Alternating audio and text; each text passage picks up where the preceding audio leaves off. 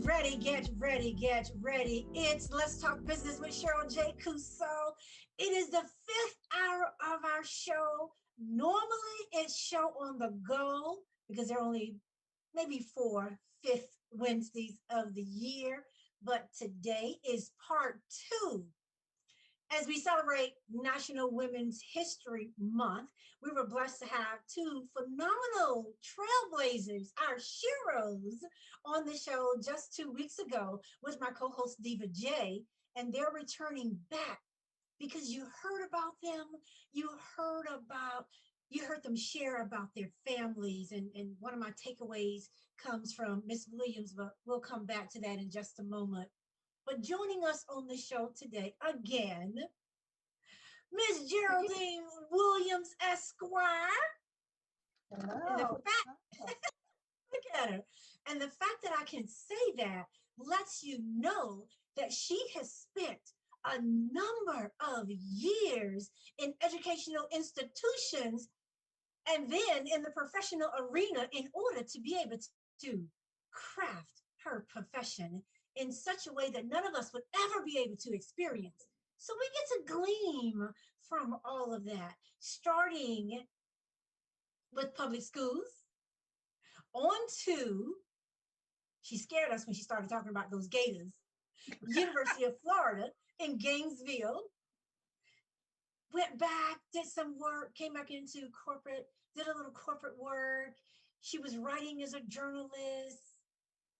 After securing that degree, she would go on to HBCU, Clark University, with her master's degree. But that's Geraldine.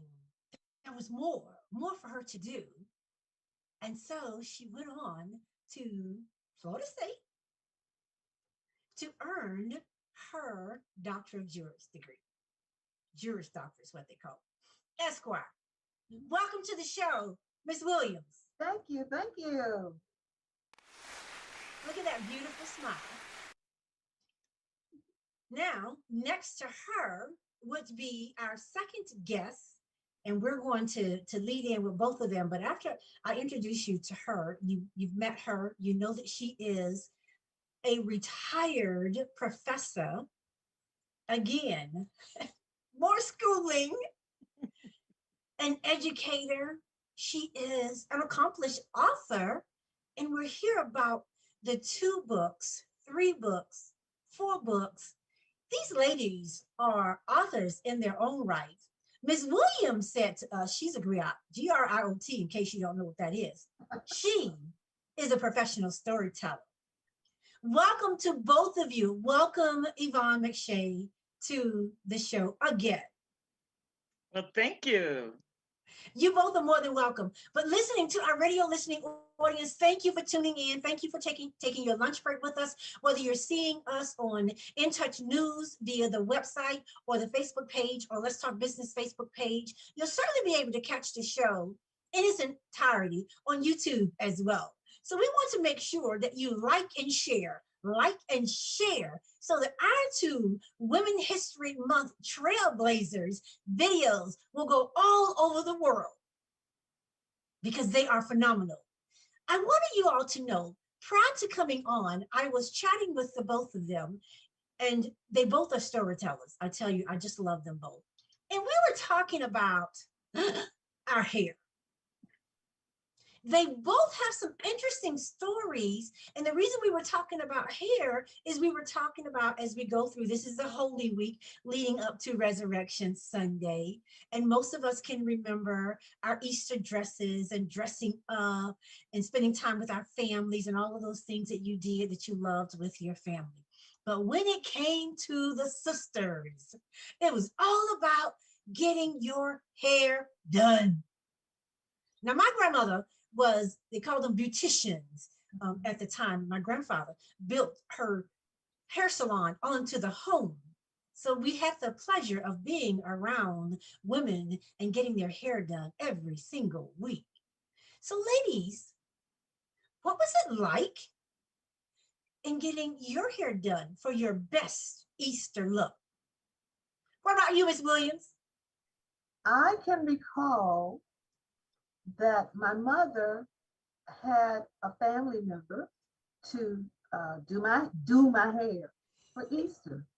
And so that meant that I had graduated from having it done at the beauty parlor, because if Oh, I had it done at the beauty parlor, I'd have to sit up all night so that the candy curls would not be squashed. Everything had to be look like the ringlets were fresh. But she had a family member who would straighten it and curl it very early Easter morning, oh my so that I wouldn't goodness. have to stay up all night and I could sleep, get a night's sleep.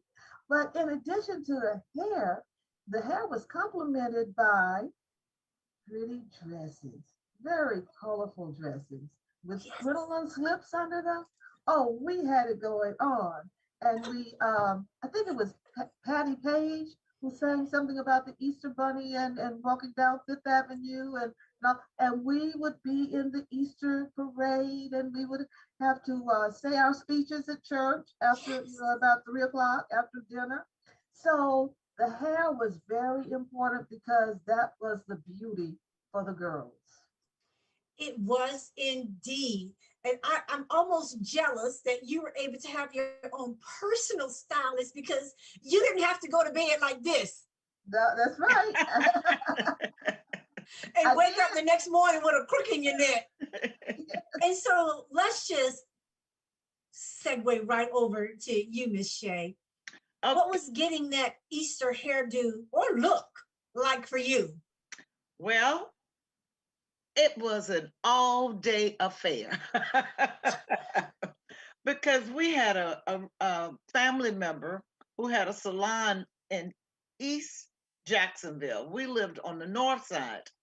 And so, of course, she would do our hair for free, but she worked us in between her other customers.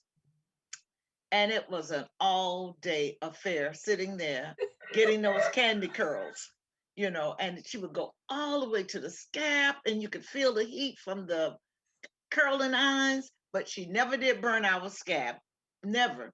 And those curls would just fall down. Um, I don't remember so much having problems sleeping, but I do know the next day, that's when the candy curls were really pretty. They were loose. I guess you put them Yes. in rather tight. And then the next day they were loose. And of course we had bangs and like Geraldine say, the pretty colorful dresses and the crinoline slips or socks with lace on them. We went through the Yes. whole um, process. We were just so beautiful on Easter Sunday, as well as other Sundays, but Easter Sunday was always Easy. special. And then we would go back in the afternoon for the Easter parade and to do our speeches. And Oh, and I I'll can. never forget my church was Mighty Area Baptist Church in Jacksonville. Okay. It was a rather large church for back in the day. It was he operated the way churches should operate. I still Oh, carry many of those principles and values with me today. I can see that. I hear it in your voice and as well the expression on your face. But as Mm, I listen to both of you, because we're talking about history, and that's what you all have been sharing with us from the first show. And here again, you're inside of our homes and our offices, and you're talking about the things we had to go through to look the way we look on Easter Sunday. Now, I didn't hear you all mention the kitchen. So I'm thinking your hair was just so good that when the straightening comb went through with that pressing oil, and it was that pressing oil that made you feel like that heat was lighting up your scalp because it was that is what we call it hair grease. yep, But yep. I can remember my experience. There were four girls in our home, and if my grandmother wasn't doing the hair, the my mom and the oldest sister, God rest her soul, my sister Bernadine would have to help out. So the one that got their hair done first would have to help the next one, and then so on and so forth. But man, we had to hold the ears down, and the whole time you're in that chair going, and then Well, when that's they got to that kitchen, I think they call it the nap, but we called it the kitchen. kitchen. But because this is what we had to do, my mother, the youngest one, whichever one was sitting below her, would have to take a brown paper bag, a grocery store bag, and would have to tear that bag into strips. I didn't hear you all talk about that. So I'm thinking you had it going on Well, because y'all had people that y'all knew. But we had to take the paper bag, tear it into strips, and then twist it, and then curl our hair into sections. You may have seen that look on Buckwheat, on Little Rascals, but once you curled it, you had to tie it in a knot. And that's how you could put a bonnet of somewhat, a pillowcase, on your head. And then the next morning, this was before we could go to the hair salon and get the candy curls. My mom would hold that curl in place, take that paper curl out and snatch it down. And then that spiral will create that candy curl. And then you have to put a little bit of weight so you can get a little hang time. But that's what we went through. And so that was great. For the girls today, you don't have to go through all of that. You can just go and buy the candy curls and stick them on your head and call it a day. My mother was a seamstress, and so same thing. She taught all of us to sew. She would cut out one pattern and we just go down the row. And she made all of those beautiful dresses that we got to wear year after year. So God rest her soul as well. So that's us digressing with what the Easter go to church Sunday dressing experience was like in order for us to look just as cute as we could. I only have we got two pair of shoes, a black pair for Christmas and a white pair for Easter. And that was it. As for those were your church shoes, and you couldn't wear them any other place unless you were on program somewhere else. that's right. But ladies, Miss Shaw, take us through, and I didn't go through it because I wanted you to share with us. Take us through from your high school experience on to your college experience so that our readers will get to hear from you as they did Miss Williams.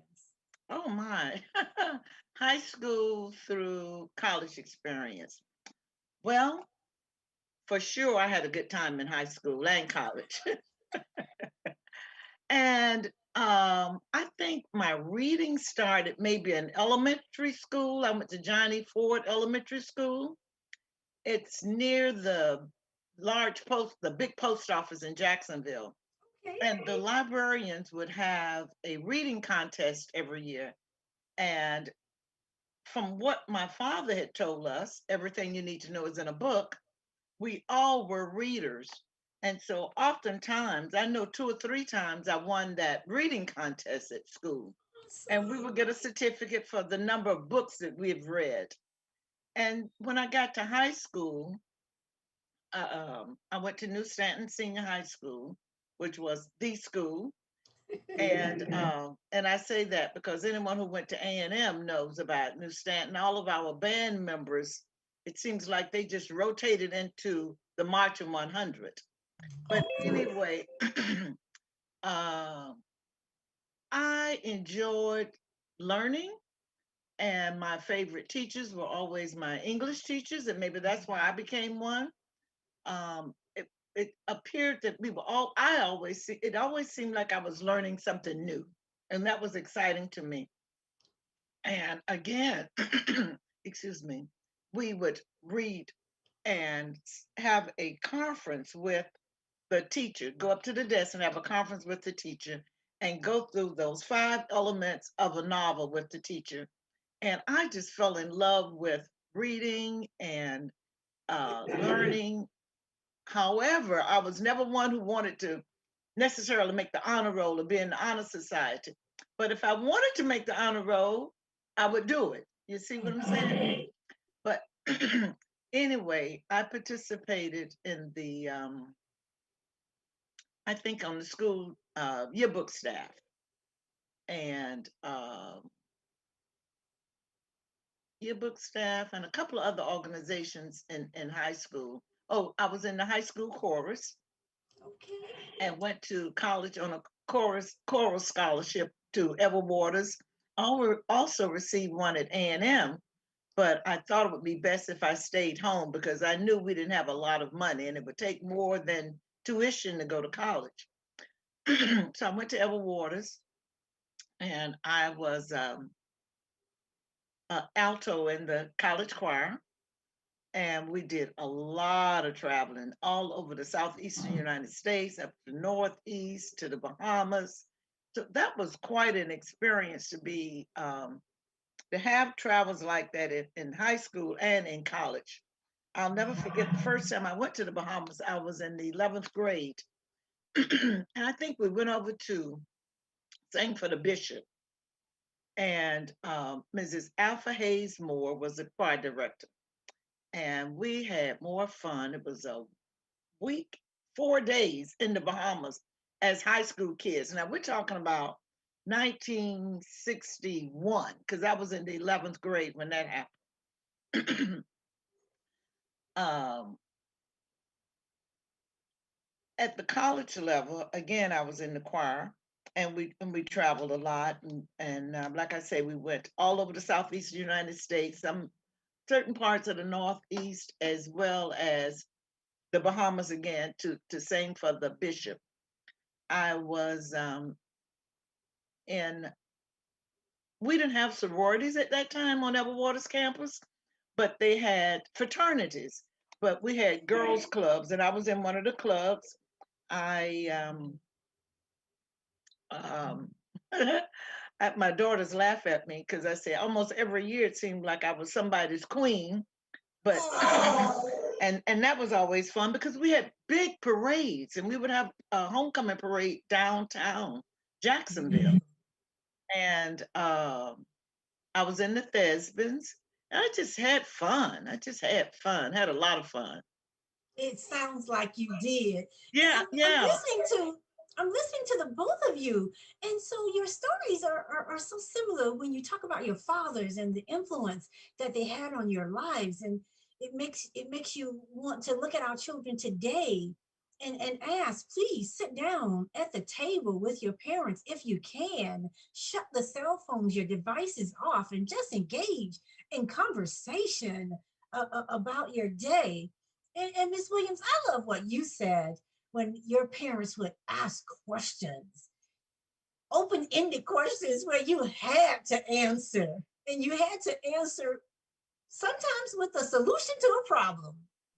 And so I see the similarities in both of you, the journalism, the writing. You decided to author a book. Miss McShay, let me ask you. So you graduated from college. When did you decide you wanted to be a professor? Well, I don't know. Because I taught high school for about 18, 19 years. Bless your heart. And then I decided I need something different. And I applied, believe it or not. They called that summer, and I got the job at Polk State College. Oh, And at Polk, I stayed there for I retired from Polk State College after 18-year tenure. Of course, when you work at the college, you do a lot of things. You and at each level, you teach more classes. The lower the level, the more classes you teach. Like we were professors at the community college level, we had to teach 5 classes. Maybe at the state college, it was 3 classes. Maybe at the university, maybe the professor taught 2 classes. But I never knew that until I got into higher education. mm. And I worked at the college for 18 years, and that's where I retired uh, from Polk State College. Well, congratulations, because you Yeah. ladies are still active today. So, Miss Cheryl, Yes. let me go. And you all know we've introduced her as Miss Geraldine Williams. I knew her as Miss Geraldine Williams Shaw. So if it comes out, it just slips out. But Miss Williams, I wanted to ask you because we wanted to get into the your professions of both of you, and then we also wanted to talk to you about your legacy. But I wanted to ask you a question. It's one that my co-host asked, Diva J, who is not with us today. But she would always ask, "What would you want people to know most about your life?" Miss Williams? I think it's important for people to know that I was positioned to be a first. However, that means that there were others who were to follow. So I positioned myself to do whatever I could to bring others along. And being first is okay. I'm not happy. But being the only, it's an issue for me. Now that's the way I see it. Others may see it differently. But I think that then it's an opportunity to give a handout to say, you come along too. You may not come along the same way that I did, but you want to come along. Maybe it was 2 years ago. I was at the University of Florida with Johnsina McShay, who had been the first African American, is the first African American female to graduate undergraduate school there. And then she was a year ahead of me. And it was, I think I mentioned this, that we went into a restaurant and we looked around, we had to wait, and we looked around and we saw all these Black students.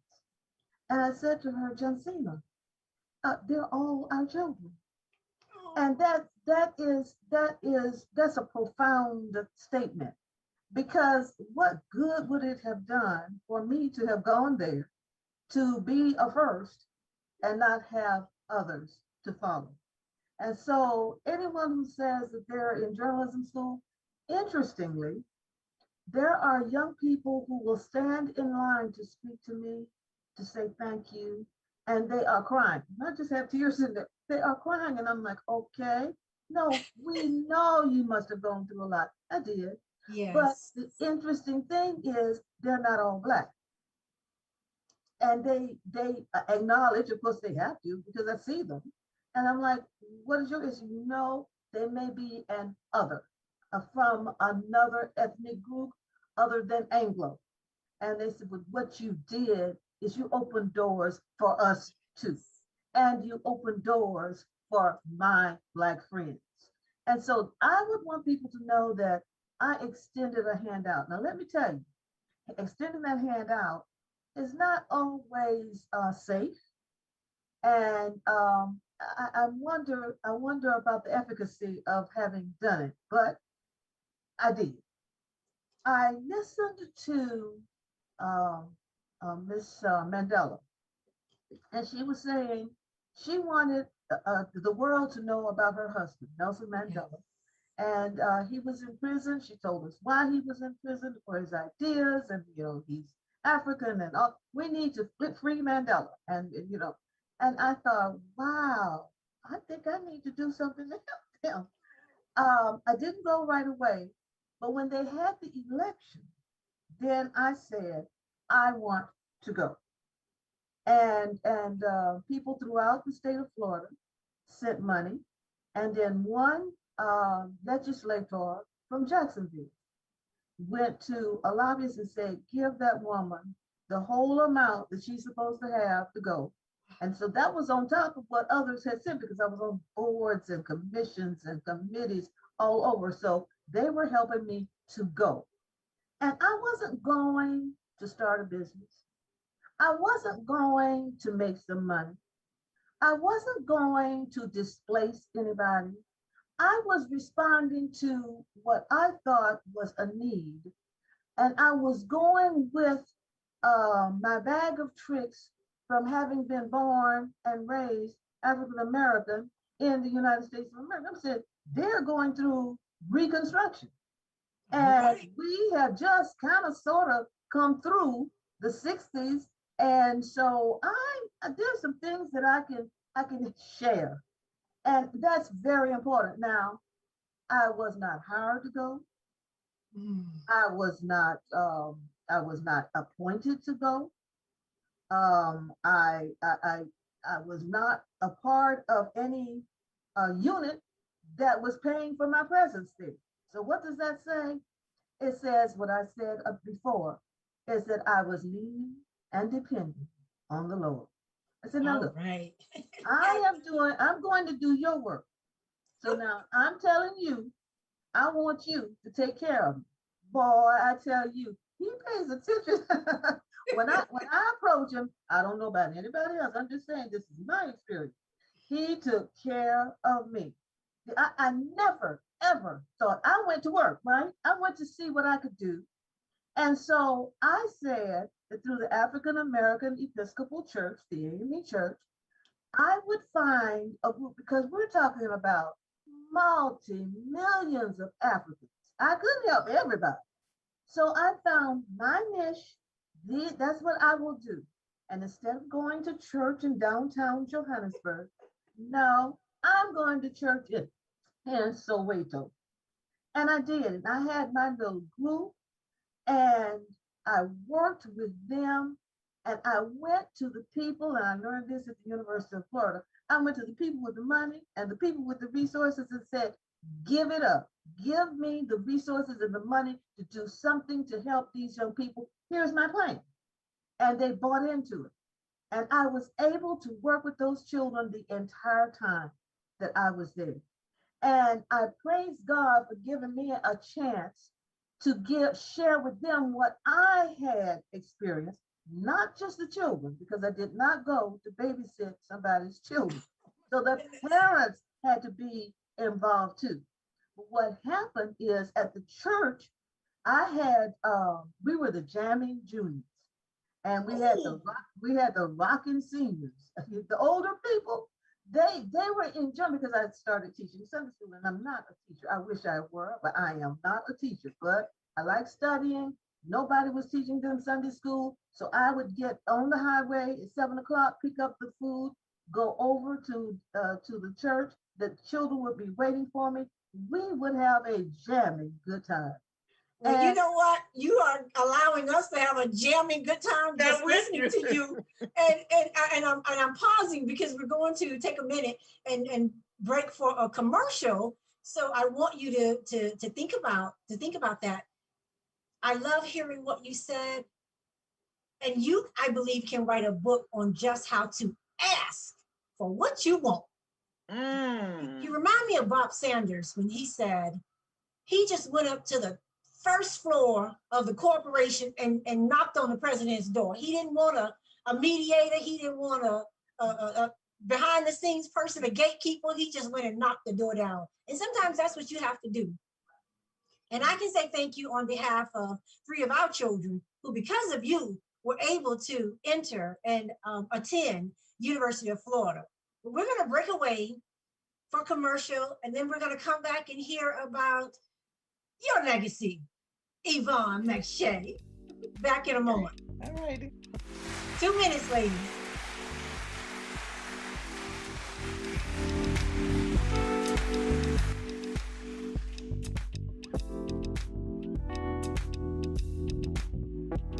Call in and tell a friend to listen in. Listen up. It's In Touch Radio, reality radio. It may be hard to believe, but people just like you are already saving money. FeedThePig.org makes it easy. Their simple savings plan teaches you how to start saving without going overboard, so you don't need to start foraging wild berries. I was skeptical, but these are actually pretty good.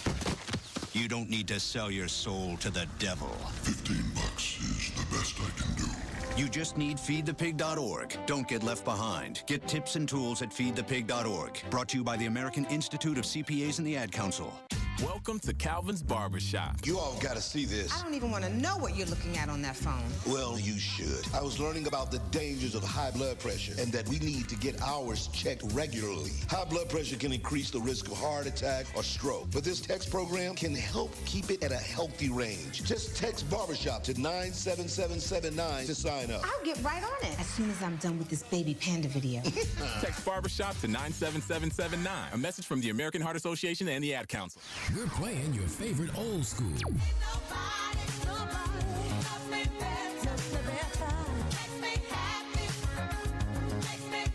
Today's R&B.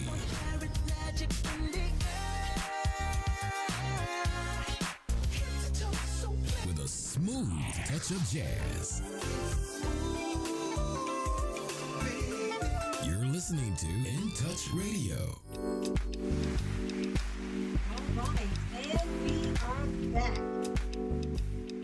Listening to our heroes, 2 trailblazers. I did want to ask you, Miss Williams, you've been blessed to live through 7 decades. How old were you when you decided to take the trip to Africa? I must have been in my late 40s because I celebrated my 50th birthday there. So I must have Okay. been in my late 40s when I went over there. And I had quite a bit of experience and success behind me. I had been so blessed. I just wanted to go and bless some others. All And right. When I heard you asking about those different businesses supporting you, and I'm thinking, my goodness, she has perfected that. You're philanthropy in your own right, and so you know how to go in and garner the support from corporations to get done what you need to get done. And for that, we say thank you, because that's what a lot of us need as we work with nonprofits today, and getting that buy-in and helping people to see the value of what you want to do, but not for yourself, in order to be able to help someone else. And what an experience. Cannot wait for your memoir to be finished. Cannot wait. You'll be back on the show to talk to us about it. thank you. Yvonne McShay, Yes, her ma'am. legacy.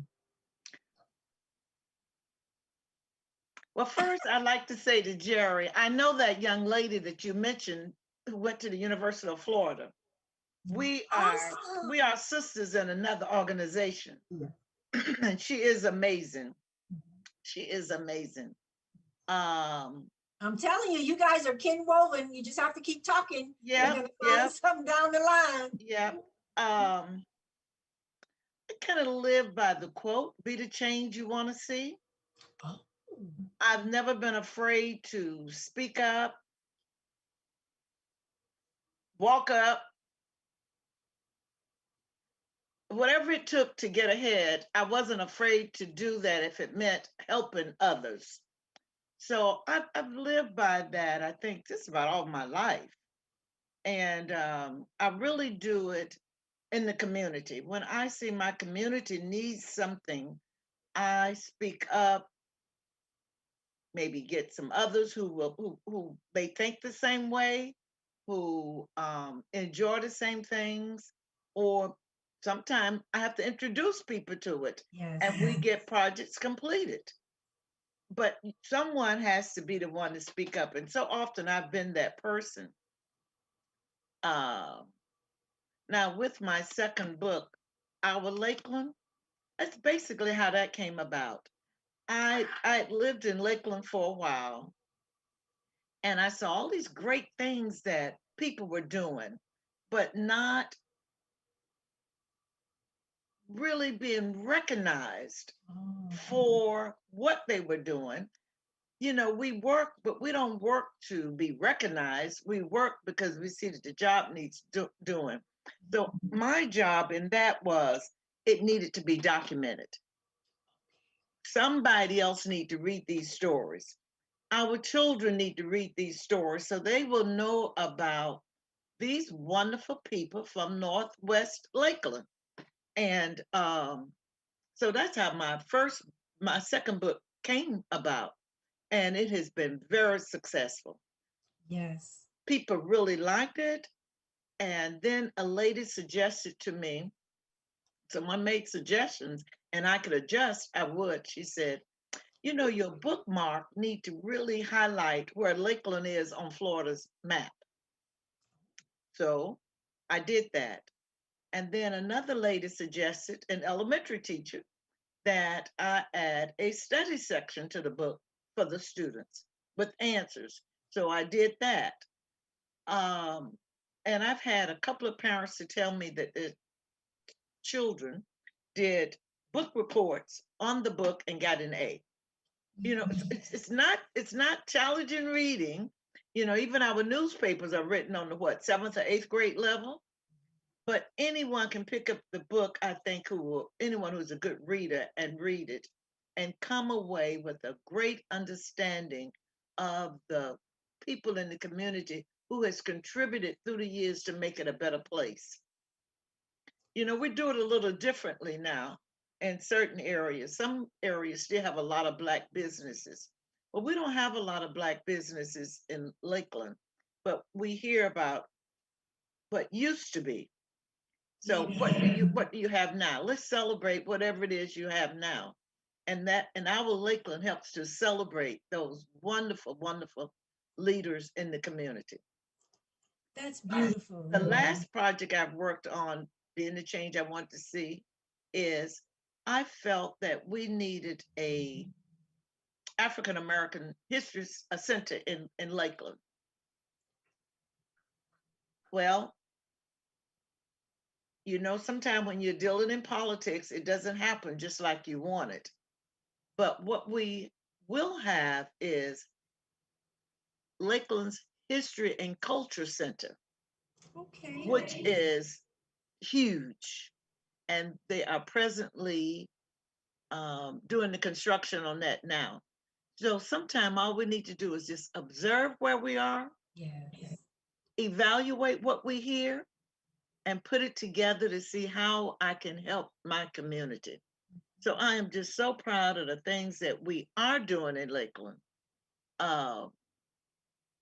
But it's important that we observe, speak up, and encourage others to get involved as well. And I think my legacy would be, I hear so many young people saying, we don't have any Black English teachers. We don't have any Black English teachers. So that was one of the things I did when I went to the college. I encouraged young people to major in English, because if we don't tell them, they won't know. Although it's not a lot of money, it just depends on where you're working and what level you're working, you can make good money. But and every year, I think I got someone to major in English every year. But it's a slow process, but they will see someone who looks like them in that English class. So I think that's about it. Oh, that's a lot. Because you downplayed the library. Well, I forgot about the library. I forgot about the library. Yes, we needed a branch library. And when my friend Larry Jackson, William Jeraldine, you may know him, attorney Larry Jackson. I know of him. Yeah, he's no longer with us. Yes, okay. Well, he was an avid reader. I guess most lawyers are avid readers. Yes. And Larry and I became friends, and we got to talking about it. And he said, I'd like for you to work with me on this project. And when I found out it was a library, I thought, well, why not? When I was in elementary school, back to Johnny Ford, when I used to go to win those reading contests in elementary school, the branch library was across the street from the school. We would go on field trips. Now, I'm way up there in my 70s. So you know how long ago that was, if that was the place we went for field trips in elementary school. And I thought, and we don't have one here? Larry, I would gladly work with you on this project. And it took us 10 years. Wow. 10 years of pleading, money being appropriated, taken, put in another pot. But we didn't stop. You have to be determined if you want to see a change. And we do have the branch library. And after Larry's death, they changed the name from the Northwest. Yes. Because that's the community I live in, the Northwest, to the Larry Jackson Branch Library. And it is beautiful. If you ever come into Lakeland, it's about, well, you've been to my house, about 2 blocks south of my house. It's a beautiful library. Now, it's not like y'all Sanders Library. Now. But I think our culture center will have a flair of that, because we came over on a field trip for the take a look at that. And it's beautiful. It is so beautiful. So very, very beautiful. But ours will be beautiful too. And I will invite you all to come over when we have the ribbon cutting or whatever the celebration, because they've already started on the construction of it. I'll have to invite you all over. Also, I'm gonna be like Jeraldine, maybe send you a brochure. Maybe you can contribute to it, because we're raising money. The city only put in so much, but I look at it like this: if everybody gives $1, look what you got. And we're talking about Absolutely. $1. Look what you have. So I'm very pleased with the Larry Jackson Branch Library, that project from that. And it's oh Lord. We were told that no one would come. It's packed all the time. It's packed. Well, You build it, the people will come. And they have used that Larry Jackson Library. And now with the Culture Center going into our main library, where's the traffic going now? To the Larry Jackson Library. yes. The orders will be coming from the Larry Jackson Library, you know? So I'm just so pleased with how others have bought into some of the ideas that we have, you know, or I'm sure I'm not the only one with the idea, but I'm kind of like Larry Jackson. I'll speak up for it, you know. So we need people who will speak up as well to identify a need, like Jerry did, and go to Africa. Now I went to Africa in 2018, Ghana, but my need was to just learn about the country, to just learn. I didn't. Well, we did take some projects over, but and that was an experience that really changed my life in so many ways. I wish everybody could afford to go to Africa. It is an expensive um, tour, trip, vacation, whatever you want to call it. It's expensive, but it is worth every minute. And it's just so much to pack in.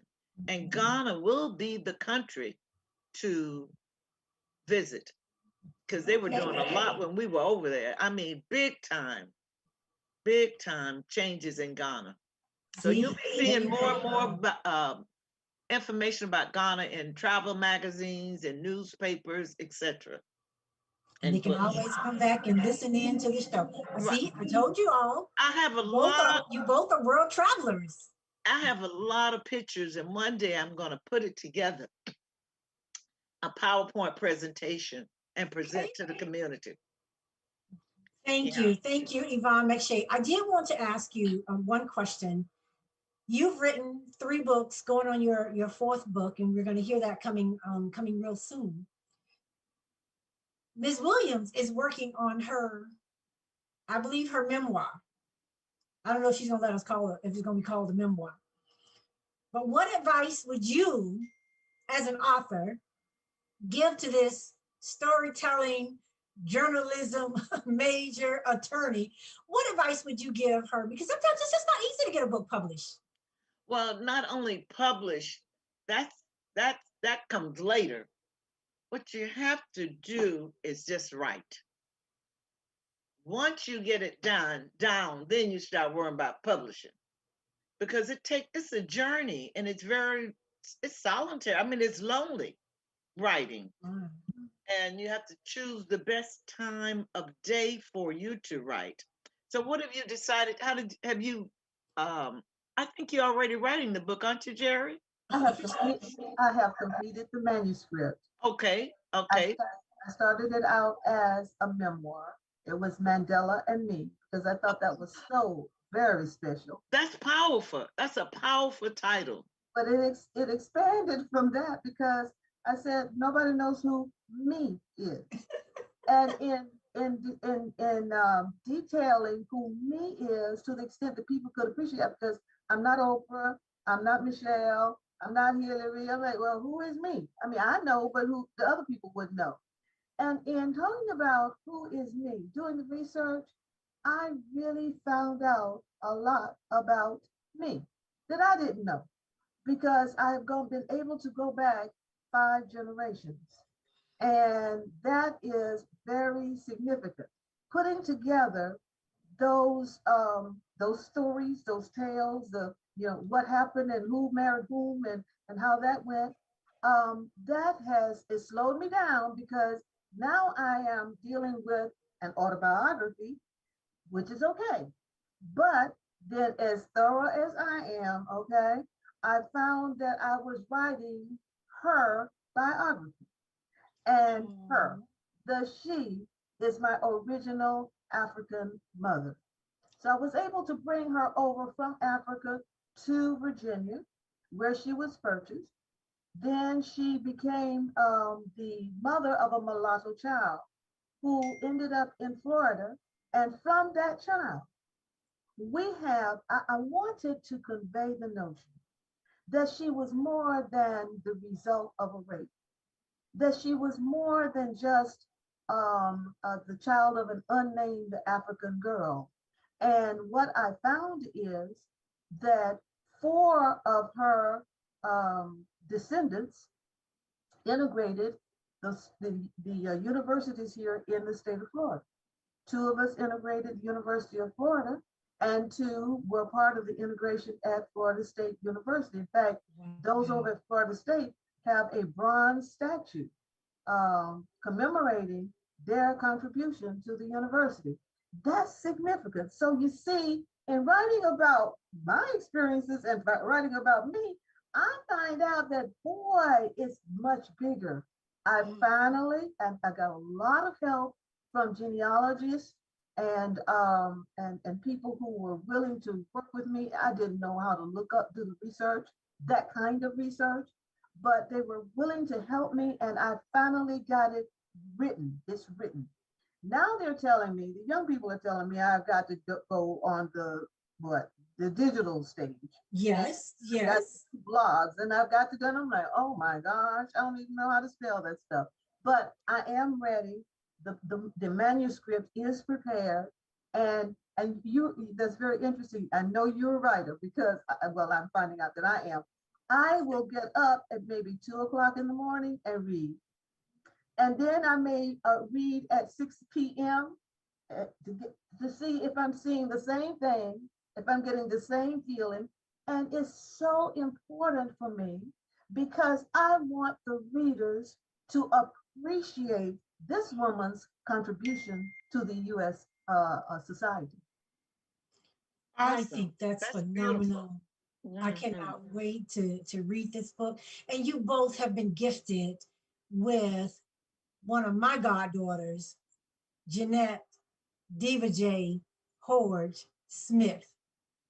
When you talk about branding your business, your book, when you talk about the social media platform, she is our in-house guru. And you both have had the chance to meet her virtually. She's looking forward to working with you. So you know she's only a phone call away. I know Yvonne McShay may have already made her appointment for her next coming book. And that's one of my gifts. Is as I listen to the two of you and especially Miss Williams talking about getting to know who is me. And I would have just glossed right over this, but earlier this month, I got a call from a member of one of our church members, and she said the New Mount Zion Missionary Baptist Church of Tampa, Florida, where my pastor is the Reverend Larry L. Roundtree II, straight out of Lakeland. Yeah. And wanted to honor me for Women's History Month, and I just wanted that to go to somebody else.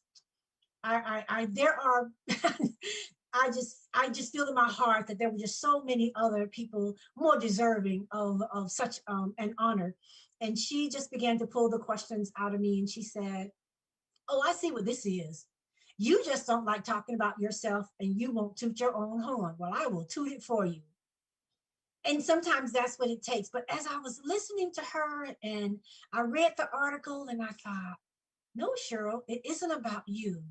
It's about that God-given talent that he has blessed you with so that you, Cheryl, can be a blessing to others. So I was finally able to say, okay, and certainly a special thank you to them for that honor. You guys can find it on the church's Facebook page. But back to listening to you talk about your community and helping my family. My mother's family is from Greensboro, North Carolina. My father's family is straight out of Lakeland. And the Grady, Graddy, the Grady and Jimmy. Okay. And my aunt, and we were just entrepreneurs. My aunt was Grace Johnson. Her husband was Sam. Johnson. Now he had a business, a barbershop on, I believe it was New York Avenue. Mr. Bull on, and then she taught English. Grace Johnson, she taught English, and so they lived there. My grandmother's brother was, we called him Uncle Pep, but William Pep Grady was the longest tenured employee at People's Bank. I don't even know if the bank is still standing. I know Brother Grady. We went to the same church. Oh my gosh. Yeah. So when I hear you talk about our Lakeland, and I remember, I think I still have the copy, a huge article was written about him. How does this man who came to Lakeland the way he did, the family came from a turpentine industry, and to go to work as a janitor with this bank and continue to greet people every single day, and actually retired from that bank. So when I hear you talk about family and culture and learning your history and giving them their just due, it's more than just about me, meaning me, the person. God has called each of us with a purpose. And for us to fulfill that purpose, he's given me the gift to connect people. And I've done it from a child. I never thought it was a gift, but I'm appreciating it today as I listen to the two of you and how important it is for us to go back and learn our history. We're going through the ancestry.com now history piece so that we can have those pieces and fill them in and fill in the gaps for the next generation. But I do want to say to both of you, you're not just my sheroes. You are sheroes to the masses. You are our aunties, our sisters, our mothers.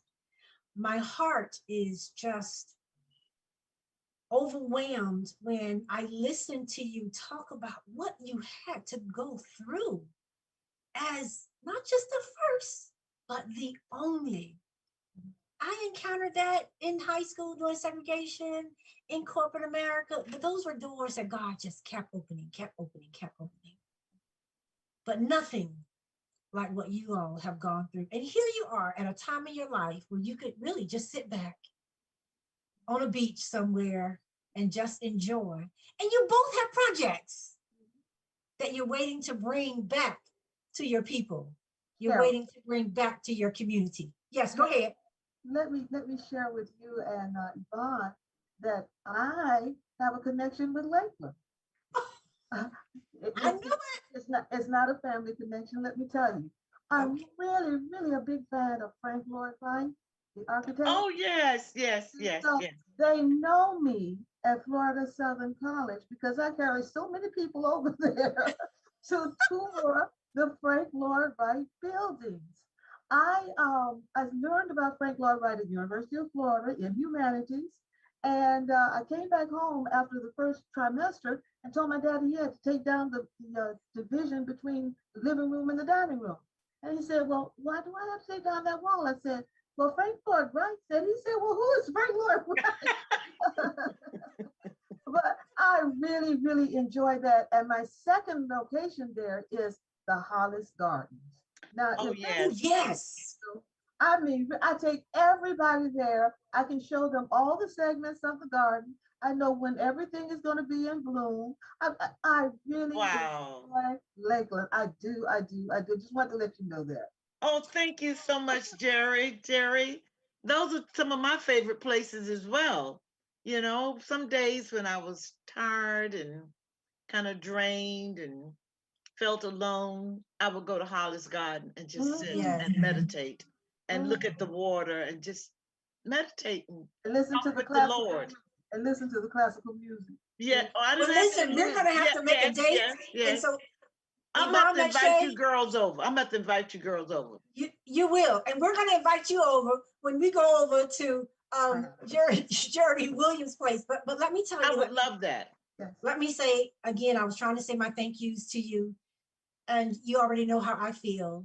So on behalf of Let's Talk Business with Cheryl J. Cuso, my co-host Diva J, In Touch News Radio, we thank you for spending this hour with us today. We look forward to hearing more about what you're doing. We're going to put your book online as we did before so that people can purchase your books. And that's how we support each other.